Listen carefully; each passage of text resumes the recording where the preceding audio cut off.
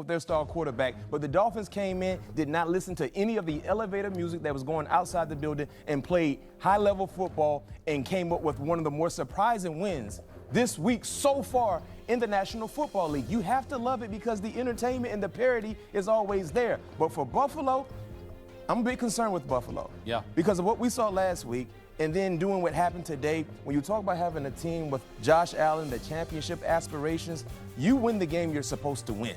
This was a winnable game. They allowed one to slip through their fingers, and now they created more separation between themselves and the New England Patriots, who we just talked about. And oh, by the way, if you're the Kansas City Chiefs, even though you had a bye, you actually had a win. Because you need chaos to happen because they're currently sitting, outside of the top 7 in terms of the NFL playoff picture. Jonathan, what broke down for Josh Allen in this offense? You saw the multiple turnovers, the red zone interception. Well, that's it. That's it, because even though the Miami Dolphins were up 16-0, you still never felt like, oh, the Miami Dolphins are going to somehow win this game in the third quarter. And then the Buffalo Bills get down there into the red zone, and we're saying to ourselves as we're watching, like, okay, look, you can kick right here. It's okay. You don't have to score the touchdown. You can still just get the 3.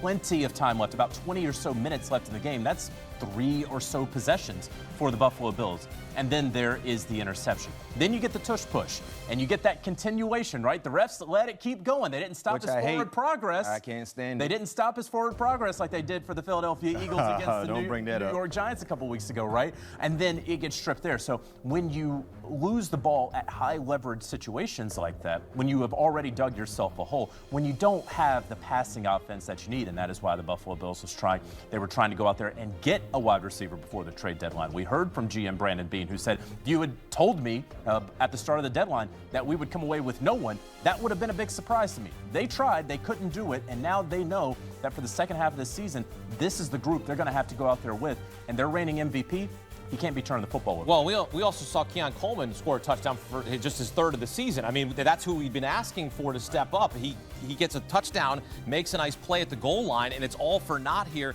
because, Melvin, when you talk about what's ahead for Buffalo, they play Tampa Bay next week, then they're at Houston, then they're at Pittsburgh. We knew that this schedule was going to be somewhat of a gauntlet for Buffalo, but this is make or break time here for Josh Allen and the Bills. Yeah, you have to win the games that you're supposed to win. If you know football, you know the division games are always going to be tough, regardless of the records. It just is what it is. They're going to play them tough. And like you mentioned earlier, the GM got fired, so everybody is auditioning. You got new faces coming in. The coach is going to give you his best. The players are going to give you their best because with new hires come new faces. And people want to keep their jobs, so they're going to put their best foot forward, and I think that's what Miami did. And Buffalo kind of took that for granted, thought they was just going to come in and just, it's the Dolphins, we got this, and they hit them in the mouth. And it was a big, big win for Miami. Absolutely. And a big win for Mike McDaniel, who, we've reported he is going to remain the head coach through the end of the season, at least, because owner Stephen Ross would love to keep this rolling with Mike McDaniel. What does he need to see?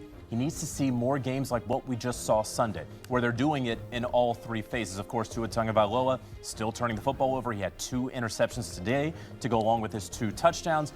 But, Tua, because of his contract and because of the perception of his reputation around the league, even if Miami wants to move on from him, it's going to be extremely difficult for Miami to move on from him. And so his biggest advocate is the head coach, is Mike McDaniel. He played a good game, clean up the turnovers. We've seen more of them this season from Tua than we have ever before in his career. And they can hope that they're building towards something in 2026. A glimmer of hope. Yeah, well, we saw him earlier in the season throw his teammates under the bus and calling them out. And now, well, he's riding the bus on the back of Devon Achane, who had himself a game, right? 225 total yards, 2 touchdowns. As you take a look at the most career games with 200 scrimmage yards and 2 TDs in Dolphins history. These are great names in Dolphins history, and it's Devon Achane and the Dolphins beating the Bills for the first time since 2022, snapping a 7-game losing streak to Buffalo. Instead of Jane Daniels. And the reality of it is, this is a Commanders backfield that has really been all hands on deck. So if Bill only gets 6 to 7 carries and doesn't have an explosive in the arsenal, I think he's hard-pressed to get to 35-plus rushing yards. I'll take him under his total today and wouldn't be surprised if he struggled to even get to 20. He has not hit that number in 2 of the last 3 games. So like you said, trending down for Bill there. How about with the Cardinals and Seahawks? Who are we keeping an eye on there? You know, unfortunately, again, what goes up must come down, and we got a breakout performance from Marvin Harrison Jr. on Monday Night Football against the Dallas Cowboys. But Emily, last I checked, everybody that's got 4.4, maybe even 6.4 speed has a breakout performance against that much maligned Cowboys secondary. He's going to find it much tougher sledding against this Seattle Seahawks defense. It's going to get pressure on Jacoby Brissett and force Marvin Harrison out of his typical route tree. In my estimation, when you look at Arizona and how they're going to have to move the football through the air in this game, this has all the makings of a Trey McBride, 8 to 9 catches, 65+ yards, and I think a lot of that workload comes at the expense of Marvin Harrison Jr. Now, there is an avenue where he hits an explosive play and broken coverage, so I'm going to look at the reception market more so than the yardage. When you look at that number, it's 4.5 shaded to the under. I think Marvin Harrison Jr. comes away with 2-3 receptions max in this spot, and the Seahawks make him a focal point given that explosive performance we saw Monday night against the Dallas Cowboys. There we go. There we go. Cho cái chữ chạy xung quanh này là cho chữ M này, phóng to ảnh ra như này này là phóng to.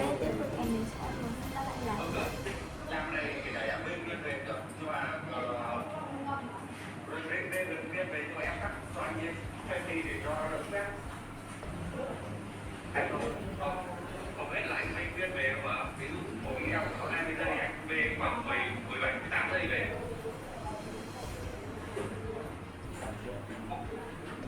Anh sẽ gặp cái đi đấy này, cái đoạn vẽ cái đi này.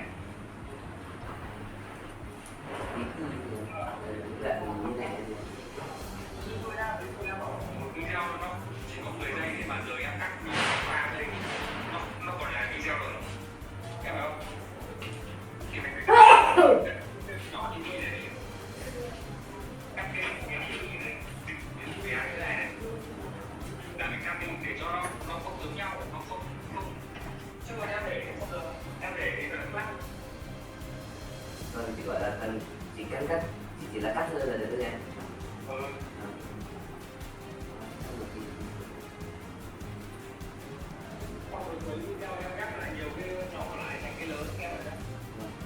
Thế còn cái video này còn giới hạn bao nhiêu anh?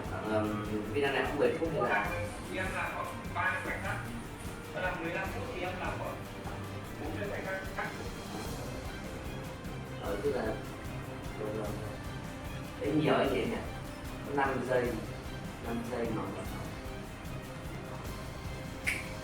Tôi làm đây nhá.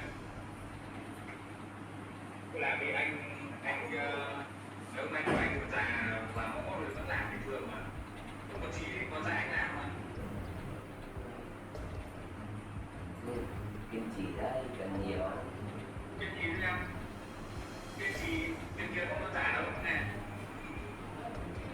Anh chạy trận mấy cái tháng nay rồi nên là anh quá hiểu rồi. Kim chỉ lắm. Thế anh còn lấy lũ nữa. Chụp về mà. Nhưng mà an toàn em đâu. Làm cái này nó kiên trì cho nó an toàn. Làm phải có công thì làm, không có công thì làm gì. Nhá. Thế nhá. Thế em hỏi cái là cái thời gian, nếu mà thời gian đăng video lên này có cần đúng thời gian không? Hay là cứ xong video mình đăng? Ví dụ nhá, ví dụ ngày nay em sản xuất được 2 video thì em cảm thấy là ví dụ là em sản xuất được 2 video thì em lên tầm một ngày một video, tầm một ngày của ngày nào em 3 video. Đúng nhá, ví dụ ngày nào em 3 video, tầm 7 giờ tối em ra. Đúng đủ đều á. Vâng, đúng đều. Đúng là đúng giờ, đủ là ngày nào. Ví dụ một video là một video, 2 video là 2 video. Chứ không có chuyện là ngày em đăng 3 video xong có ngày em thôi, hiểu không?